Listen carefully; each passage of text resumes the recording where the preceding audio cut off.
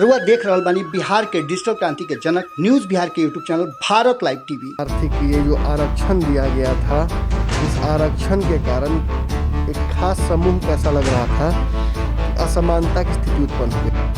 एक ऐसा दौर था जिस समय ऐसा कोई गांव नहीं था बिहार का जिसमें रक्तरंजित राजनीति नहीं हुई थी। उस गांव में खून की होली नहीं हुई थी। हम लगातार कुछ चेहरों को खोज रहे थे। बिहार में भूमिहार ब्राह्मण नेताओं की कमी नहीं है।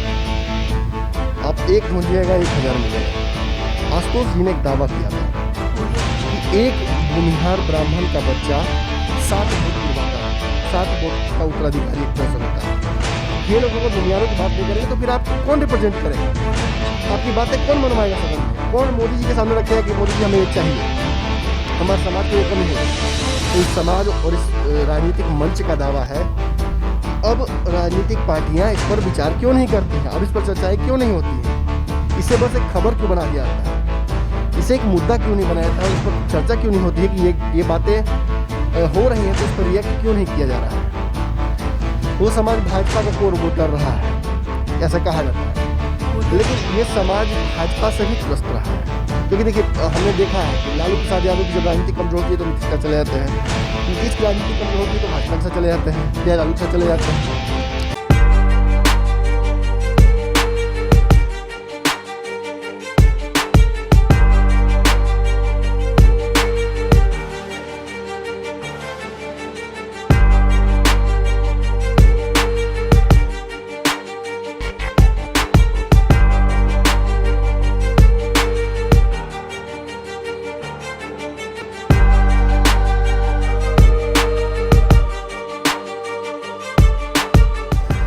खबरों का बाजार हमेशा गर्म रहता है। इन गर्म बाजारों से हमें मतलब नहीं है।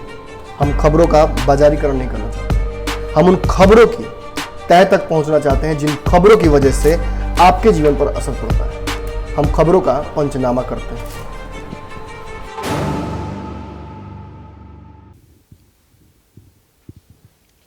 नमस्कार, स्वागत है आपका भारत लाइव में। हम लोग एक बार फिर से आ चुके हैं खबरों की चीड़-फाड़ करने के लिए आपके सामने पंचनामा लेकर। आज हम आपको ना तो 15 साल गिनाएंगे नीतीश के और ना ही 15 साल गिनाने वाले हैं लालू के। जिस तरह से 15 साल लोगों ने लालू प्रसाद यादव को दिया, उसके बाद 15 साल नीतीश कुमार को भी देख लिया, लेकिन बिहार की बीमारी अभी भी कहीं मिटी नहीं है। ये दोनों ही दवाइयाँ अगर देखा जाए तो बिहार की बीमारी के लिए कारगर साबित नहीं हुई है। तो बिहार के लोग अब एक अलग विकल्प की तलाश में हैं और लोगों को अलग विकल्प भी चाहिए। इसीलिए बाकी राजनीतिक पार्टियां भी अब एक अलग विकल्प देने को तैयार बैठी हुई हैं और तैयारियां अपनी करने में लगी हुई है। आज ऐसे ही एक विकल्प के बारे में बात करने के लिए हमारे संपादक नमन मिश्रा जी हमारे साथ बैठे हैं। बात करेंगे उनसे। सर, जिस तरह से 15 साल लालू के देख लिए, 15 साल नीतीश के देख लिए, अब अगर देखा जाए पलायन की बात या क्राइम रेट की बात, तो लालू राज में भी क्राइम रेट था, जिस तरह से अभी राजनीतिक दलें कहती हैं। क्राइम रेट तो नीतीश में भी नहीं घटा। जो नीतीश का कार्यकाल है 15 साल का, उसमें भी क्राइम रेट घटने का नाम नहीं है, जिस तरह से अभी भी रिपोर्ट्स आ रहे हैं। साथ ही देख लिया जाए बीमारी की तो कोरोना है, साथ ही साथ पिछले कई दिनों में आपका चमकी बुखार हो गया, इन्फ्लाइटिस हो गया, बहुत सी बीमारियां ऐसी हैं जिसके ऊपर नीतीश कुमार काम करने के लिए कारगर साबित नहीं हो रहे हैं। तो अब एक नए विकल्प की तलाश में लोग भी हैं और राजनीतिक पार्टी भी चाहती है कि एक नया विकल्प बिहार को दिया जाए। ऐसे में क्या कुछ विकल्प निकल कर आ रहा है सामने, इसके बारे में? देखिए, न्यूज़ बिहार के इसी मंच से भारत लाइव के उस पॉलिटिकल पार्टी के बनने का अनाउंसमेंट भी हुआ था। मैं वहाँ पहुँचूंगा, मगर उससे पहले मैं बिहार की राजनीतिक जमीन पर आवश्यकता के अनुसार जातिगत जो आंकड़े हैं उनका उपयोग और दुरुपयोग जो हुआ है उसका एक ब्रीफ हिस्ट्री देना चाहूँगा आपको। देखिए, बिहार की ज़मीन पर आपको याद होगा कि शुरुआती दौर में ही एक बड़ा उबाल उठा था। आर्थिक ये जो आरक्षण दिया गया था, इस आरक्षण के कारण एक खास समूह को ऐसा लग रहा था कि असमानता की स्थिति उत्पन्न हो गई थी। यानी कि जिनके लिए आरक्षण दिया गया था और जिनको आरक्षण दिया गया था उनके बीच में फिर से दीवार कहीं ना कहीं एक दूसरी खड़ी हो गई। इसी दीवार को ख़त्म करने के लिए बिहार में रक्तरंजित राजनीति हुई थी। और आपको याद होगा बरमेश्वर मुखिया का नाम उस ज़माने में बहुत चर्चित हो गया था। और जिस तरह से उनका कंटेंशन हुआ सीपीआई सीपीआईएमएल, और ये जो पूरी तौर पे ये बिहार में जो राजनीति हुई थी उस दौर को कोई भूला नहीं है। भूमिहारों का इसमें बहुत बड़ा योगदान रहा है। भूमिहार इस आंदोलन में जुड़े रहे हैं और आज भी आप देखिएगा बरमेश्वर मुखिया को याद करने वाले ज़्यादातर भूमिहार ये मानते हैं कि कहीं ना कहीं उस असमानता के दौर में समानता लाने का काम उन्होंने किया था। जहाँ एक तरफ एक बड़ा वर्ग उनको महिमा मंडित करता है, वहीं एक बड़ा वर्ग उनको उस तरह से रिप्रेजेंट करता है कि वो एक उग्र छवि के व्यक्ति थे, उनकी वजह से लोगों में उग्र मानसिकता बढ़ती थी। खैर हम इस डिबेट में नहीं पड़ेंगे। बात यह है कि सामाजिक विषमता की वजह से, और वो भी ऐसे नहीं, आरक्षण की वजह से उत्पन्न सामाजिक विषमता की वजह से उस समय के डिमांड के हिसाब से कहा जाता है कि बरमेश्वर मुखिया ने एक प्राइवेट आर्मी बना ली। एक ऐसा दौर था जिस समय ऐसा कोई गांव नहीं था बिहार का जिसमें रक्तरंजित राजनीति नहीं हुई थी, उस गांव में खून की होली नहीं हुई थी। इससे अलग हटते हैं। अब हम आते हैं वर्तमान परिस्थितियों में। अब रक्तरंजित राजनीति बहुत कम होती है। हालांकि कल ही हमने देखा है कि तेज प्रताप के करीबी व्यक्ति की हत्या हुई है, परंतु राजनीतिक हत्याओं का दौर अब नहीं चलता है। हमने देखा था इंदिरा गांधी, राजीव गांधी, सभी की राजनीतिक हत्या हुई थी। लेकिन अब परिस्थितियां ऐसी हैं कि इस तरह की घटनाएं कम हुई हैं। इन परिस्थितियों में आपने देखा होगा कि गांधी मैदान में एक बड़ा आंदोलन हुआ था। भूमिहार ब्राह्मण एकता मंच के अध्यक्ष आशुतोष कुमार ने गांधी मैदान में भूमिहारों का जमघट लगाया था। एक अच्छी खासी संख्या भी जुटा ली थी। लेकिन हम उन चेहरों में जो मंच पर मौजूद थे और जो भीड़ में थे, हम लगातार कुछ चेहरों को खोज रहे थे। बिहार में भूमिहार ब्राह्मण नेताओं की कमी नहीं है। आप एक ढूंढिएगा 1000 मिलेंगे। सभी पॉलिटिकल पार्टियों में महत्वपूर्ण पदों पर भूमिहार ब्राह्मण हैं, यानी कि रिप्रेजेंटेशन उनको है। लेकिन शायद उनकी ही नज़रअंदाजी की वजह से आज कहा जा रहा है, और ये आरोप भी आशुतोष कुमार लगा रहे थे, कि जो भूमिहार ब्राह्मण युवा हैं इन्हें ना नौकरी मिल रही है, ना इन्हें सामाजिक भागीदारी मिल पा रही है। आरक्षण के बोझ तले ये दबे हुए हैं और इनको जब तक नौकरी नहीं मिलेगी तब तक ये इसी तरह के उपद्रव और अन्य परिस्थितियों में इन्वॉल्व रहेंगे। इससे क्या हो रहा है कि आने वाला हमारा समाज खराब हो रहा है, ऐसा उनका कहना है। हमने गांधी मैदान में लगातार सर्च किया। हमने देखा कि रालोसपा के माधव आनंद से बात हुई थी, वो नहीं पहुंचे थे। सबको वेलकम था। गिरिराज सिंह नहीं पहुंचे थे भाजपा की तरफ से, अखिलेश सिंह नहीं पहुंचे थे कांग्रेस की तरफ से, हम लगातार सूरजभान सिंह नहीं पहुंचे थे। ऐसे ही नेताओं की लंबी फहरिस्त थी। ललन सिंह को बुलाया गया था, अनंत सिंह जी को बुलाया हुआ था, सभी को बुलाया हुआ था, मगर कोई पहुंचा नहीं था। ये साबित करता है कि कहीं ना कहीं इस भूमिहार आंदोलन से, ब्राह्मण आंदोलन से जो एक मंच तैयार हुआ था, इस मंच को मार्गदर्शन और नेतृत्व नहीं मिल पाया। ना ही अगर मार्गदर्शन की बात हम करें तो आशुतोष ने तो खुद ही लीड किया था उस कार्यक्रम को, लेकिन उन्होंने मौका दिया था। इन सारे नेताओं को मौका दिया गया था कि आप आइए और आप ही नेतृत्व कीजिए इस मंच का। लेकिन अब इसे जिस तरह से भी आप लीजिए, बरमेश्वर मुखिया के जो आंदोलन था, उस आंदोलन के बाद भूमिहार जाति को एक तरफ कर दिया गया था, उदंड मान लिया गया था।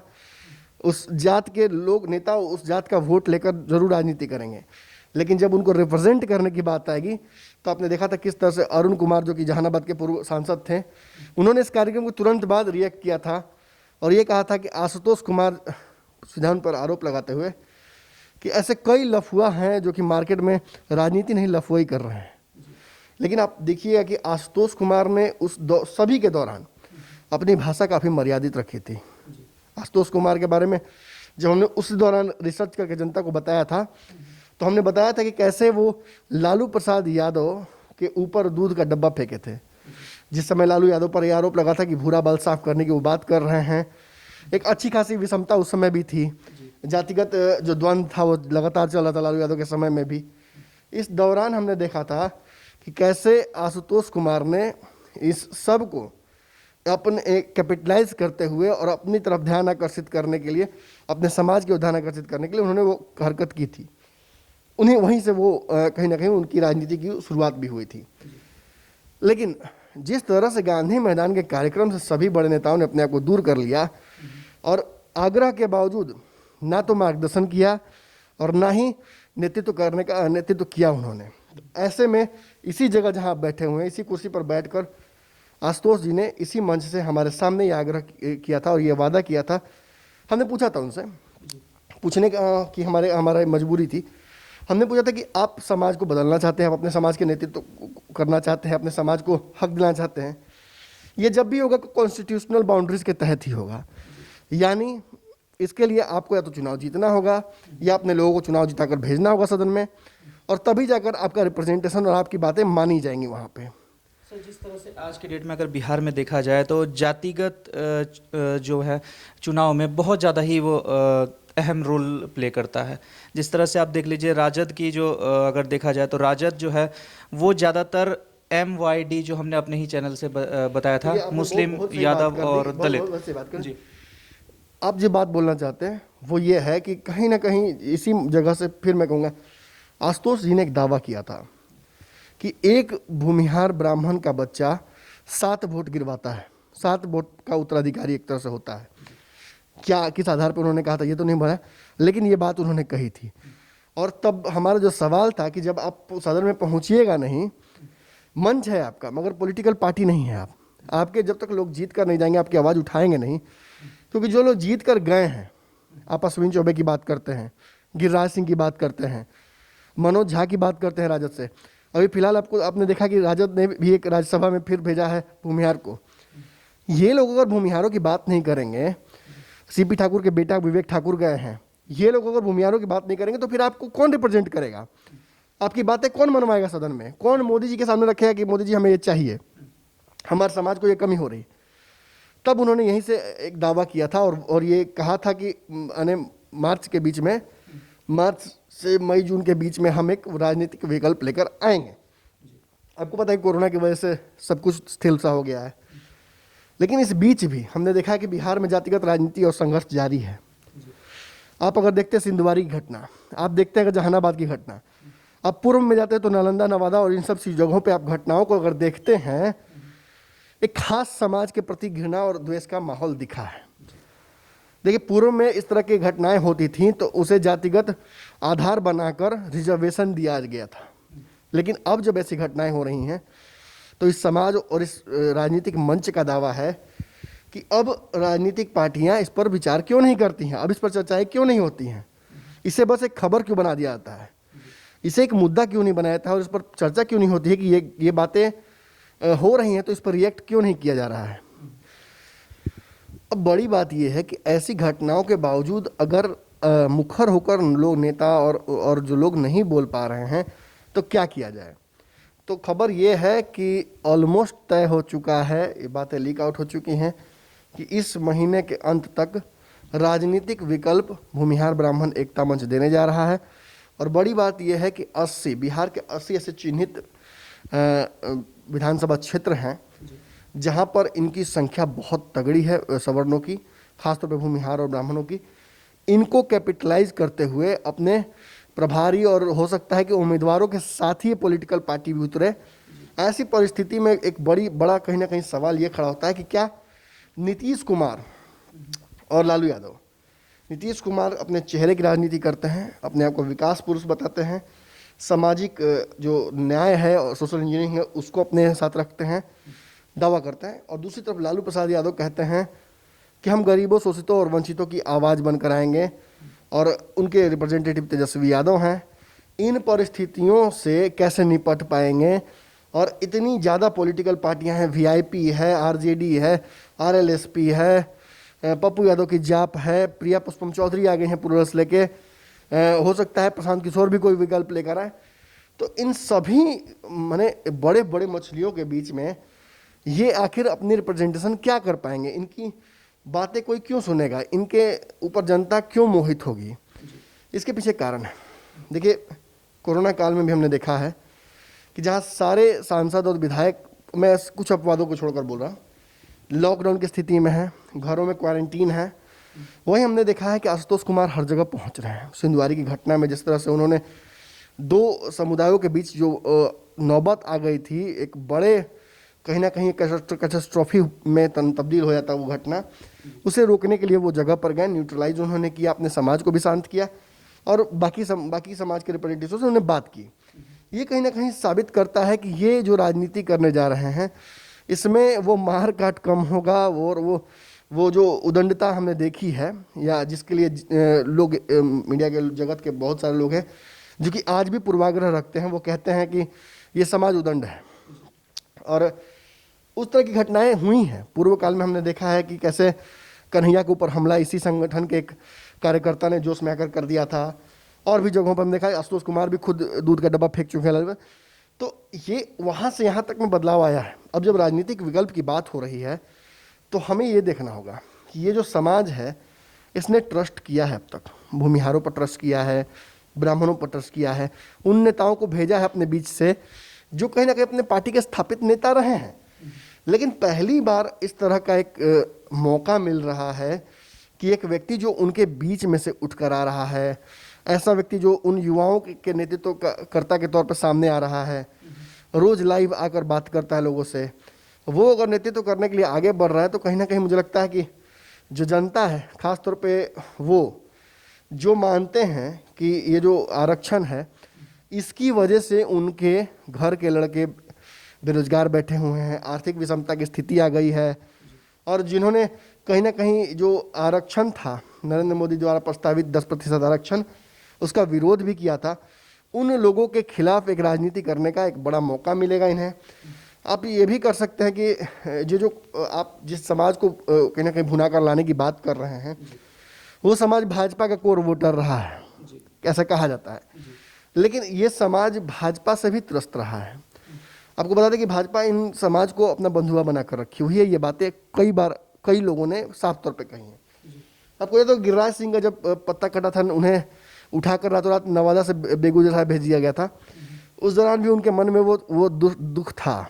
नीतीश कुमार के कार्यकाल में जब नवादा में ही हिंसा हुई थी तो गिरिराज सिंह ने साफ तौर पर रोते हुए कहा था कि मेरे हाथ बंधे हुए मैं क्या करूं। इन परिस्थितियों से जनता उभरना चाहती है। जनता चाहती है कि ऐसा नेतृत्व मिले जो कहीं ना कहीं मुखर होकर अपनी बातें रखें, और ऐसे युवा नेताओं की अब देख लीजिए फहरिस्त लगी हुई है। आप माधवन की बात कर लीजिए, आप बात कर लीजिए तेजस्वी यादव की, आप बात कीजिए चिराग पासवान की, कन्हैया की, इन सभी की बातें सुनने के लिए लोग एक्साइटेड रहते हैं।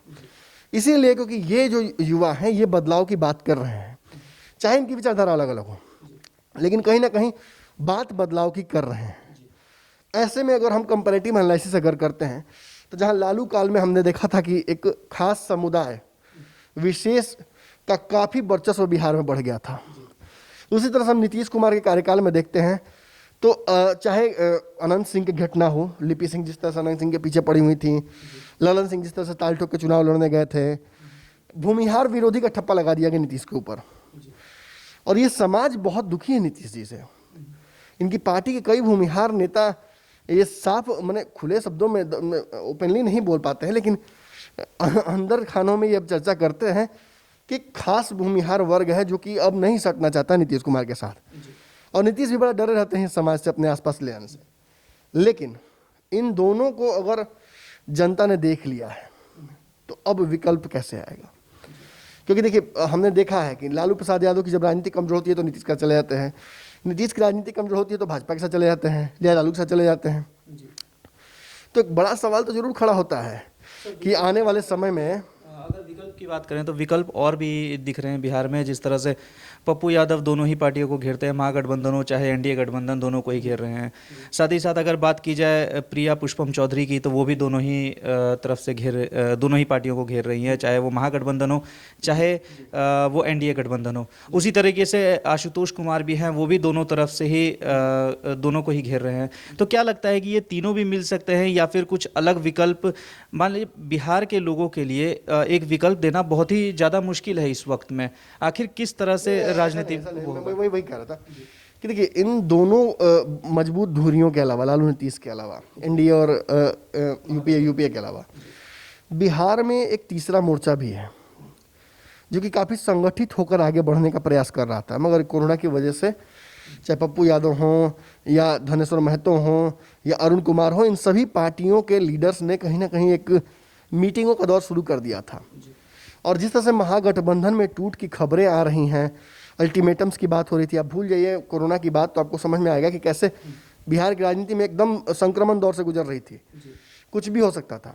ऐसे में भाजपा भी चाहेगी कि वो अपने विपक्षी खेमे को कमजोर करे, और ऐसी स्थिति में अगर तीसरा मोर्चा बनता है, और तीसरा मोर्चा ये सारी पार्टियां मिलकर अगर एक दूसरे के साथ काम करते, कि फिलहाल एक बात तो स्पष्ट मान लीजिए कि 80 सीटों पर लड़ने की तैयारी इस पॉलिटिकल पार्टी जो बनकर आ रही है इसने शुरू कर दिया है आशुतोष कुमार के नेतृत्व में, और ये इस महीने के अंत तक में बिल्कुल स्पष्ट हो जाएगा कि क्या पार्टी की रूपरेखा होगी, किन लोगों को नेतृत्व दिया गया है, कौन रिप्रेजेंटेशन करेंगे, ये सब कुछ तय हो जाएगा। मगर एक बात जो तय नहीं है वो ये है कि आने वाले समय में इस पार्टी का एक्चुअल जो राजनीतिक मोटिव या इंक्लिनेशन होगा वो किस तरफ होगा। क्या ये पार्टी पुरानी पार्टियों की तरह, जैसे हमने देखा वीआईपी और अन्य पार्टियां, रालोसपा हम की तरह एनडीए की तरफ जाएगी, पहले फिर बोलेगी कि वो ठीक नहीं है, फिर वापस आएगी यूपीए में, ये होगा, या ये एकदम इंडिपेंडेंट होकर, क्योंकि हमने देखा है कि जाप जैसी पार्टी के जो नेता हैं पप्पू यादव काफ़ी एग्रेसिव नेता हैं, मगर फिर भी हमने देखा था कि पिछले चुनाव में महागठबंधन में सटने के लिए उन्होंने सामदान दंड में लगा दिया था। तो यही कहीं ना कहीं जनता आएगी और जनता देखेगी इस बात को कि जो राजनीतिक पार्टी बन रही है क्या वाकई भूमिहारों को रिप्रेजेंट करने के लिए बन रही है, जो आर्थिक विषमता की बात ये बार बार करते हैं आरक्षण की वजह से जो बना है उसको पाटने के लिए आ रही है, या बस ढाक के तीन पात की तरह जैसे बाकी पॉलिटिकल पार्टियां हैं, कभी एनडीए के साथ, कभी यूपीए के साथ, कभी अलग, कभी अकेले, डर बनाने के लिए सीटें ज़्यादा मांगना, ये सब होगा या क्या होगा। फिलहाल देखिए 80 सीटों पर ऑलमोस्ट तैयारी इनकी हो चुकी है, सब कुछ सामने आने वाला है, हमें 10-15 दिन और इंतजार करना है, सब कुछ स्पष्ट हो जाएगा। एक बात तो देखिए स्पष्ट है कि लालू और नीतीश कुमार की जो जमींदारी है बिहार में, उस पर कहीं ना कहीं ये भूमिहार चोट करने वाले हैं, क्योंकि बिहार के सबसे पुराने जो जमींदार हैं वो भूमिहार ही हैं। तो इस क्वेश्चन के साथ हम दर्शकों से भी राय ले लेते हैं और दर्शकों से जानना चाहेंगे कि आपको क्या लगता है इस विकल्प के बारे में। आप जरूर कमेंट के माध्यम से हमें बताइएगा, और साथ ही साथ आप ये भी बताइएगा लॉकडाउन 4 स्टार्ट हो चुका है आज से, तो आज से आपकी दिनचर्या क्या बदल गई है, लॉकडाउन 4 आपको कैसा लग रहा है वो भी जरूर बताइएगा हमें कमेंट के माध्यम से। बाकी खबरों के लिए बने रहे हमारे साथ, धन्यवाद। अगर ये वीडियो पसंद आई और वह बिहार के राजनीति और बिहारियत से सरोकार रखेनी तो सब्सक्राइब बटन दबा के चैनल के सब्सक्राइब कर ली। ओजे एगो घंटी बा, ओकरा बटन दबा देला से कुल सटीक और मारक खबर रुआ मुफ्त में मिल जाई। अगर रुआ पत्रकारिता के हमनी के नया प्रयोग में सहयोग कर चाहतानी तो ज्वाइन बटन दबा दी। पेटीएम नंबर नोट कर ली 9386816700। धन्यवाद।